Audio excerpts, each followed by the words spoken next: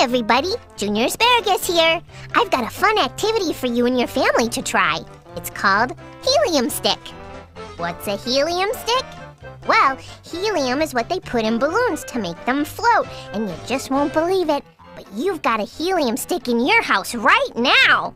And we're going to use it to play a fun game that shows how we need to trust God.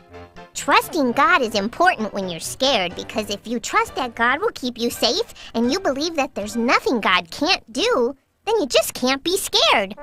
To play this game, find a lightweight stick of some kind, like a yardstick or a tent pole, or you could roll up a piece of newspaper into a tight tube and tape it together. You could also use a broomstick, but that's actually a little on the heavy side. The more people you have for this game, the better, but you can play it with just 2 people if you want. Half the people stand on one side of the stick and half stand on the other.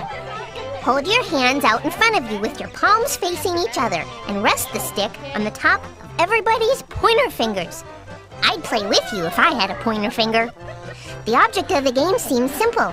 All you have to do is lower the stick to the ground.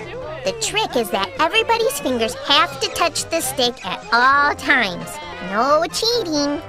Don't hold the stick, and don't let it lift up off your fingers. You aren't going to believe this, but the stick just won't want to go down. As much as everybody wants to lower the stick, it just won't go down. Sometimes it even goes up, kind of like it has helium in it. It takes a lot of practice and cooperation to get it to go down, and the last few inches are the hardest yet. Everybody has to work together, so don't get frustrated. And remember, this is just for fun. This game is a lot like learning to trust God. Even when you want to do something, it's hard to do it sometimes, but just stick with it and have faith.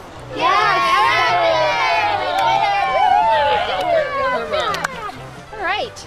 Oh, that was fun, guys. What did we learn from that? Working together to lower that stick was hard, and sometimes trusting God is hard too. How can you work as a family so that everyone continues to trust in God? Does talking about God with your family help you understand Him better? Who are some people from the Bible that had to trust God? Well, I hope you learned something and had fun playing this game. This is Junior Asparagus, reminding you that God is the biggest and He's watching over you and me. Bye! Junior, this little boy character, I believe Phil and I tried, to do it, because actually with every character in the first show, we tried out a voice for it. And, a little boy voice just wasn't working with either one of us. In creating this childlike character, which was so important to the series, have a character through which the kids could learn, both of them auditioned for this character and just, no, you can't do it, I'm going to do it, and then they'd get in the booth, and it just was not working, and I kept saying, hey guys, I've got this little voice that I think might work. I kind of did it when I wanted money from my mom, and let me give it a try, and Phil just went white and said, no way, there's no way I will put myself in a position to have to fire my wife. This is just a recipe for disaster, marital disaster here. So I didn't even want to listen. I did not want her to audition at all, because that just seemed fraught with peril. And so I told him, I can handle it, I'm a big girl, I want what's best for the series, and if it works, it works, and if it only works for a year and we find someone better, fine, just let me help, let me give it a try. And at that time we were in a storefront on the side of a road, and it was just, maybe 300 square feet, it was so small. And the only thing we could potentially use as a recording studio was the cinder block cellar.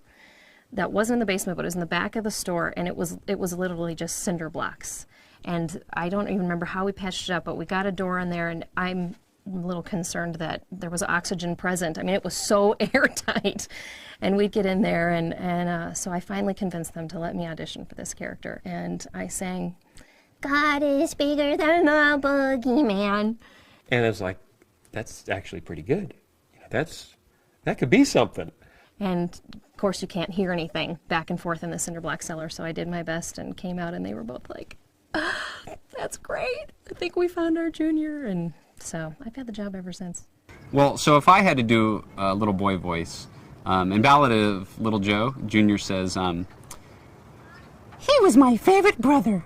And I barely even knew him. No, it doesn't work. I did not do a very good Junior because he had to be likable. And my little kid characters, you know, whether they're passable or not is a subjective call, but they're not that likable. So I do Percy P. Hi, my name's Percy. But that did not make a very appealing Junior. I love you, little mister. I love you, big mister. I'll see you in the morning. All right. The voice did not always work on my mother, but it was about 95%. It was pretty good. I was able to get what I needed out of that voice, so it came in handy. God's redeeming the voice and using it for good and no longer for evil. Far, far away in the land of galoots, where the bigglebag trees bear their bigglebag fruits, and far lily bushes all blossom in yellow, and thimbuttle plants squirt snowberry jello. Here where the mountains of Rocky Magoo rise high o'er the meadows of Gilda Manju, where sunsets are painted with purple and blue, you'll find a small town, not much bigger than you. It's a wonderful tale, and it's a nugget that tells all of us that we are uniquely made, each and every one of us. The Snoodle's Tale is, for me, a really special story. I had this picture in my head of this little parable that I wanted to craft in this little world. And the goal was not just, how would Phil tell that story, but the goal was, how would Dr. Seuss tell that story? This was a story where it was more about the message. Kids come into the world and they want to do everything, and they think they can do everything because no one has told them they can't. But then as they grow, eventually peers come into the picture.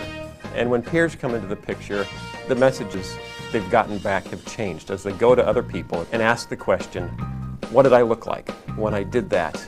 That instead of, that was great, that was wonderful, you look beautiful.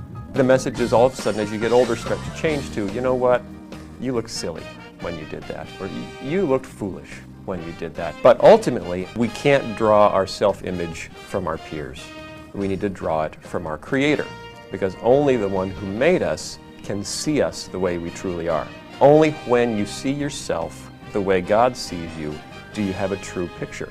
And that is so freeing, that's how you can sing, that's how you can dance, that's how you can soar.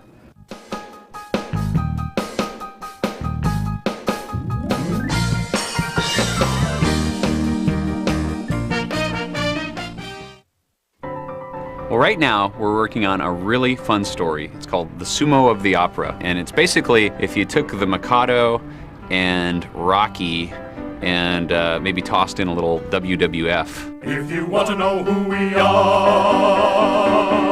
we are wrestlers of Japan.